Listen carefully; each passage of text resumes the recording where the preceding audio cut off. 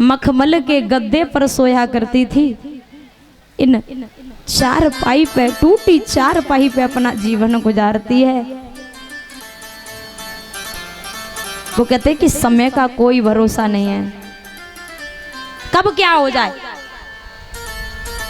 ना इस जीवन का भरोसा है। कल किसी ने देखा है? नहीं देखा। कहते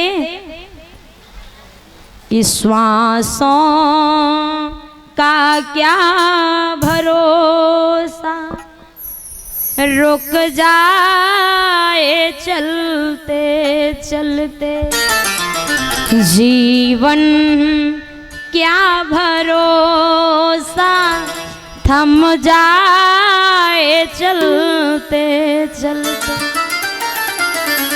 इन श्वासों का कोई भरोसा नहीं है, जीवन का कोई भरोसा नहीं है कि कब क्या हो जाए। हमने सुबह भोजन खाया, शाम को मिलेगा ना मिलेगा ये तो वक्त बताएगा, ये तो समय बताएगा। समय को किसी ने नहीं बदल पाया। राजा उत्तानपाद की बड़ी रानी, जिसने कभी महलों से नीचे कदम नहीं रखा, जिसकी हजारों दास दासियां सेवा में रहती थी, सेवा में लगी रहती थी, महाराज आज उस झोपड़ी में जीवन गुजारती है। टूटी सी चारपाई पे सोती है। राजा उत्तानपाद भी रोने लगे। नरेंद्र भैया 151 रुपए से सम्मानित करते हैं, जोरदार तालियां।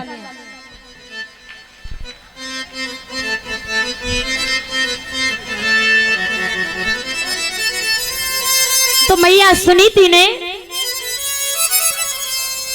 वो पूरी रात्रि अपने पति उत्तानपाद के साथ में व्यतीत की।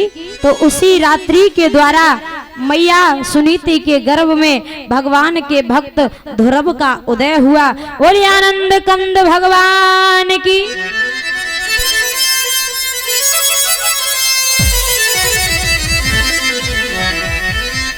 अब जैसे ही सुबह हुआ, राजा उत्तानपाद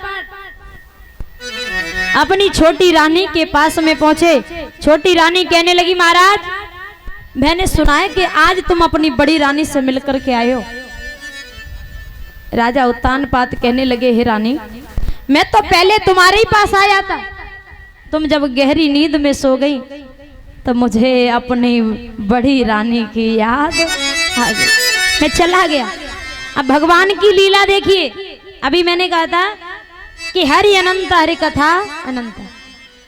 भगवान कब क्या करता है उसकी लीला का पार किसी ने नहीं पाया, उसका पार किसी ने नहीं पाया।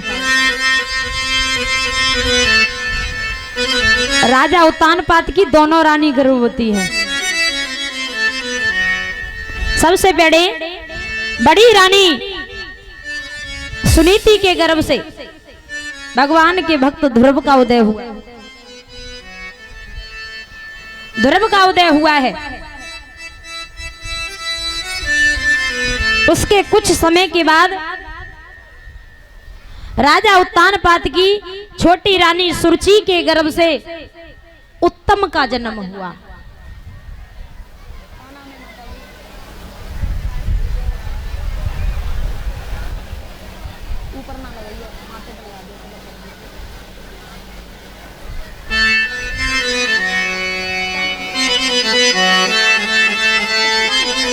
और 111 रुपए गुप्तदान। धीमे धीमे दोनों पुत्र 5 वर्ष के हुए।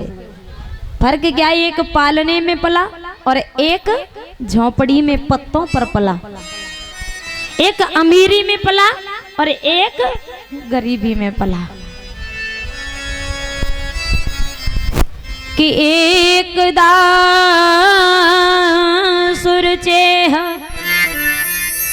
पुत्र मंग मारो प्यालालयन उत्तम नारुच्छतम दुर्भम राजा भ्युनदत।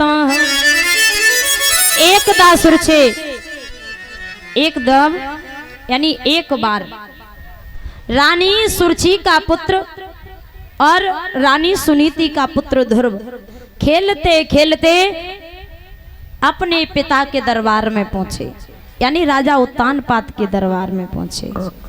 और जब राजा उत्तानपाद ने अपने बड़े पुत्र को देखा, यानी ध्रुव को देखा, तो लाड़ प्यार से राज सिंहासन पर अपनी गोदी में बिठा लिया, गोदी में बिठा लिया।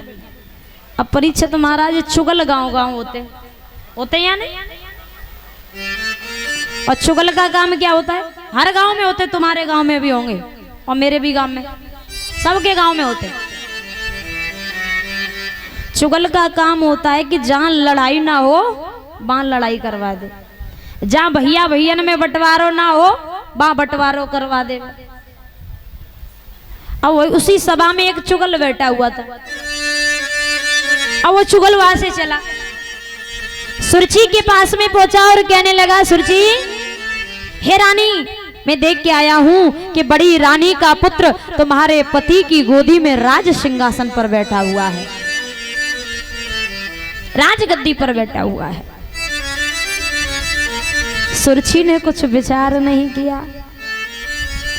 सुरची जाती है, ध्रुव को जब गोदी में बैठा देखा, बाह को पकड़ के झटका लगाया, ध्रुव जमीन पे गिर गए। ध्रुव रो करके कहने लगे, हे मौसी, मेरा दोष क्या था?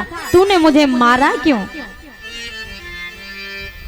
रो रहे ध्रुव, रो करके बोले हैं कि मुझे मौसी क्यों मारा,